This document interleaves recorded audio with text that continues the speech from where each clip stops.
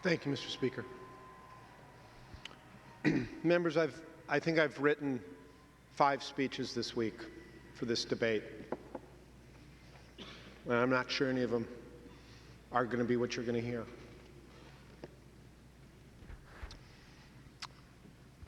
The center of my life is my family. You may have seen them here today. My kids were on the floor for a while, my daughter in her baseball uniform, my wife in the back. We had the opportunity to have lunch.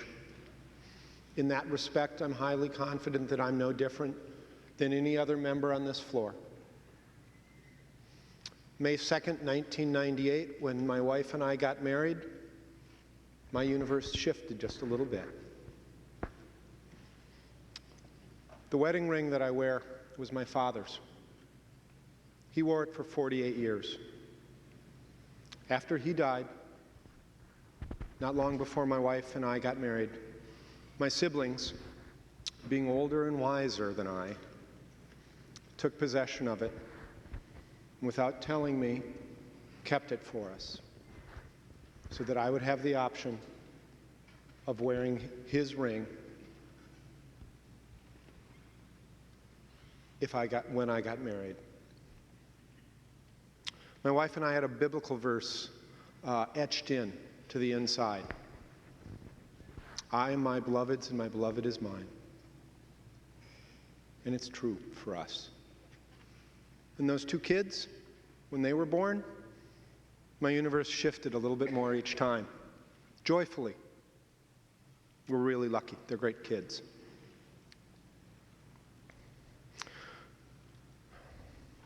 And in that way, I'm no different than anyone else in this chamber. And my family and your family are wonderfully different and wonderfully the same as every other family in the state of Minnesota. And it doesn't matter who's in that family. As a legislator, I've dealt with this issue since 2004. And I've kept using the same response to everyone who contacts me about it, whether they're on one side or the other. And it's this. For me, the core of this issue is that gay and lesbian families have the same needs as straight families for financial stability, for access to health care, for respect to their family's integrity and values, for inheritance rights, and all the other dimensions of civil law and civil rights. It's really that simple. Their needs are the same, and we should honor and respect that. It's often said by others that it really doesn't matter because there's legal strategies for same-sex couples and same-sex families around all of these civil rights that my wife and I got the moment we said I do. But I need to make sure that members understand that that's not actually true. A couple of weeks ago, I got talking with a stay-at-home mom. She used to be a neighbor of ours until we moved a few years ago. They've got 3 kids. They got married a few years ago up in Canada where her spouse has family, so they went up there for the wedding. And this stay-at-home mom, her kids go to the same school ours do, was talking about the hassle of being on Minnesota Care. I thought, but didn't ask, why are you on Minnesota Care? Her spouse is a college professor with all the access to all the family benefits that we take for granted. Well, of course, her spouse is a woman. And so Tina, the stay-at-home mom, and the kids are on Minnesota Care because they can't access the family benefits, the sort of family benefits that I carry for my family. I think of Jean and Liz. They were married 11 years ago yesterday in their church.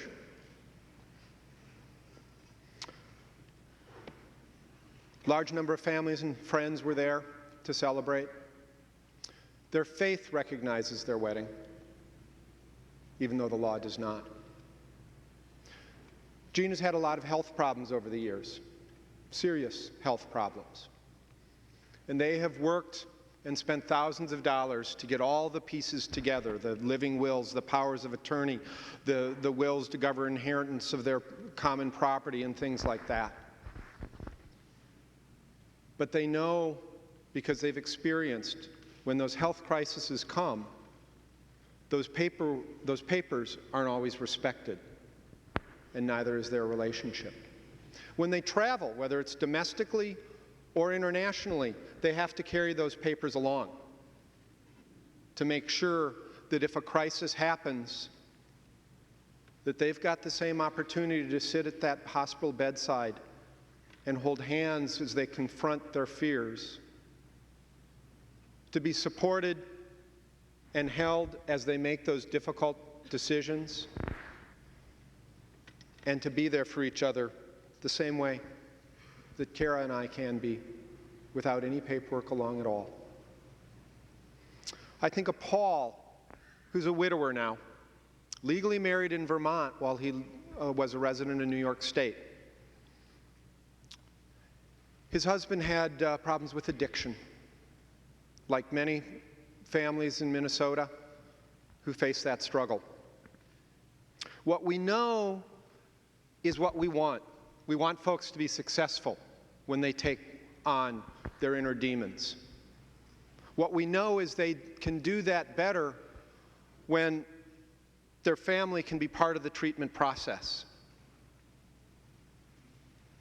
But Paul wasn't allowed to be a part of the treatment process because they didn't recognize his marriage. When his partner died, he couldn't take possession of the body.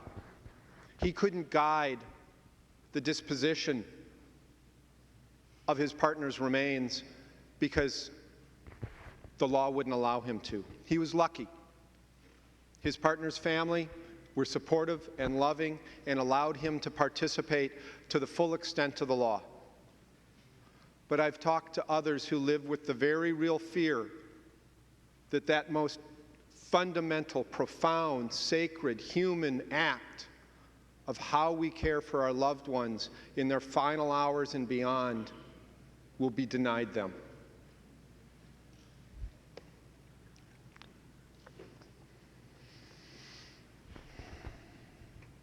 If we pass this tonight, we won't be strengthening my family. We won't be strengthening your family. We won't be strengthening the sorts of families that I've talked about. We'll be laying another layer of burden and challenge on them. A burden that they didn't ask for, and a burden that they do not deserve. But members, while a lot of the discussion tonight sounds like we're debating same-sex marriage, we're not. That is not the question before this body. I love this state, too. Those kids who are here today, on my side of the family, they're fifth-generation Minnesotans. I am deeply rooted in the soil of this state, in the lakes and woods, and I love this state. I was born here, then we moved away, came back for high school. I've never left. My wife, born and raised here, she went away for college and a few years after, and then made the choice to come back. This is where our roots are. This is where we grow strong as a family. This is where we're staying. I also love this body. I've had the honor of being elected 6 times now. This is my 11th year. I still get a little funny tingle when I walk in through those doors. I make a point each session of sitting in the back for a little bit and just taking in this setting and staying with the humility that I feel that my neighbors send me here and entrust me with the responsibility. Members, we're not really debating same-sex marriage tonight. What we're debating is our right to debate. because what this constitutional amendment does is take away this body's right to debate that question in the future. I will defend this body tenaciously, as I will defend my family tenaciously. And this amendment denies the people who are sitting here in 2 years, and 4 years, and 10 years, and 20 years the right to have the debate that we seem to be having here tonight. And it denies our citizens, our constituents, the people of this state, the right to talk and reflect and pray and debate this issue as well.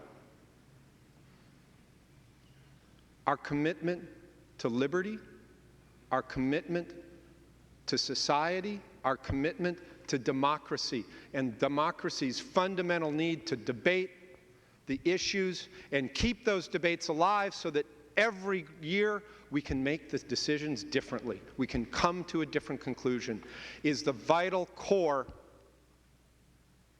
of our state and our nation.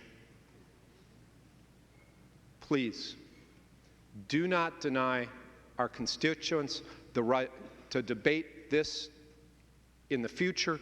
Do not deny the right of future legislatures to debate this issue. Please vote no.